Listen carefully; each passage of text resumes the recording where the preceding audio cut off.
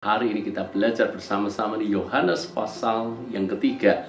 Ini adalah percakapan Nikodemus, seorang Farisi, kepada Yesus. Dan ini adalah hal yang sangat menarik untuk kita pelajari sama-sama. Ayat yang pertama dikatakan adalah seorang Farisi yang bernama Nikodemus, seorang pemimpin agama Yahudi. Ia datang pada waktu malam kepada Yesus dan berkata, "Rabi, kami tahu bahwa engkau datang sebagai guru yang diutus Allah. Sebab tidak ada seorang pun yang dapat mengadakan tanda-tanda yang kau adakan jika Allah tidak menyertainya." Ini hal yang menarik, sebab Nikodemus ini orang Farisi. Saya jelaskan sedikit Farisi itu seperti apa. Ini merupakan kelompok paling elit, paling bagus, paling hebat dalam keagamaan Yahudi. Ini kelompok yang sangat dihormati dan punya kedudukan yang sangat tinggi. Sebab tidak sembarangan orang bisa masuk dalam kelompok Farisi ini. Mereka menjaga kemurnian Taurat sedemikian rupa. Mereka harus sangat detail dalam menjalankan Taurat. Tidak hanya itu, mereka punya pengetahuan yang luar biasa tentang Taurat. Mereka bahkan hafal isi Taurat. Bahkan luar biasa, mereka punya pendalaman tentang Taurat ini. Orang yang sedemikian pintar, orang yang sedemikian hebat, orang yang punya kedudukan yang sangat tinggi seperti Nikodemus ini, karena dia adalah seorang Farisi, mau datang kepada Yesus untuk belajar. Bahkan Nikodemus tidak segan-segan menyebut Yesus sebagai Rabi, sebutan guru yang dihormati pada waktu itu. Ini menunjukkan bahwa Nikodemus punya kehausan yang besar, punya rasa lapar untuk belajar apa yang sebenarnya sedang dibawa Yesus di dalam ajaran-ajarannya. Nikodemus menyaksikan bahwa pengajaran Yesus luar biasa, disertai dengan tanda-tanda ajaib, disertai dengan banyaknya mujizat. Itu sebabnya Nikodemus mau belajar lebih lagi. Bahkan dia mengakui bahwa Yesus adalah guru yang diutus oleh Allah sendiri.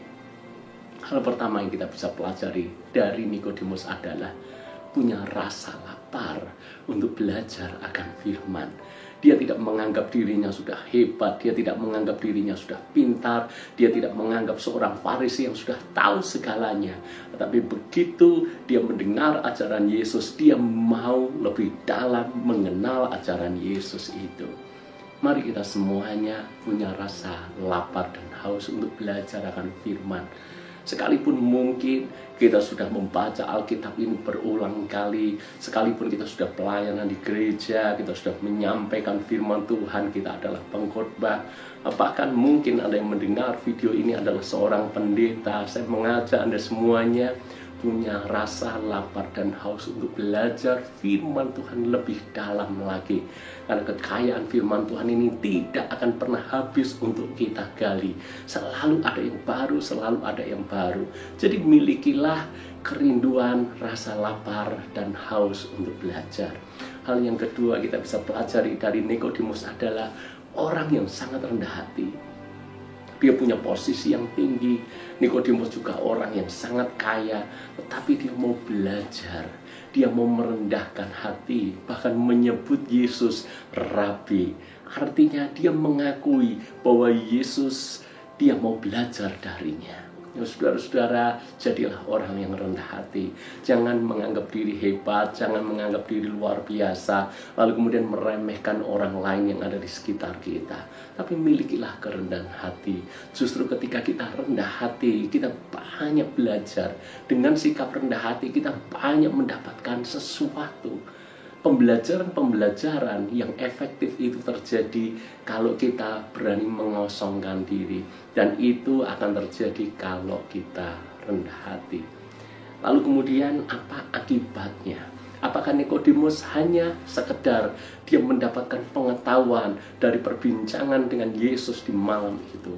Nyatanya tidak. Nikodemus tidak hanya mau belajar, tapi dia juga mau melakukan apa yang diajarkan Yesus. Mungkin Anda bertanya, mana buktinya? Kalau Anda membaca di dalam Injil Yohanes pasal yang ke-7, Anda lihat ketika Yesus dicecar, dipojokkan, diserang oleh banyak ahli-ahli agama dan orang-orang Farisi, maka Nikodemus adalah salah seorang yang membela Yesus.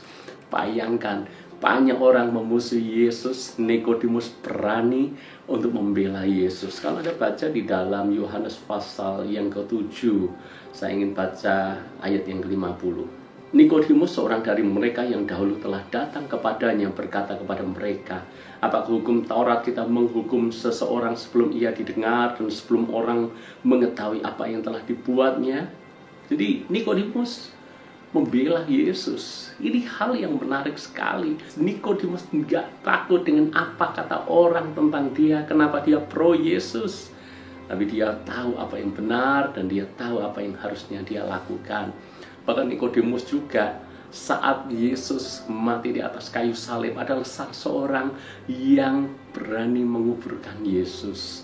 Jadi Nikodemus juga mengekspresikan imannya secara nyata. Berarti perbincangan dengan Yesus malam itu benar-benar mengubah total kehidupan Nikodemus. Maka kita belajar yang ketiga, tidak hanya belajar secara teori, tetapi juga menghidupi apa yang dipelajarinya itu. Jangan sampai kita hanya belajar firman, menggalinya terus tanpa kita melakukan apa-apa. Makanya di program Bible Everyday, saya selalu menyertakan aplikasi dari apa yang kita pelajari. Saya memang mengajak Anda semuanya untuk tekun membaca Alkitab dari Kejadian sampai Wahyu secara tuntas. Tapi poinnya bukan bagaimana kita menyelesaikan pembacaan Alkitab itu.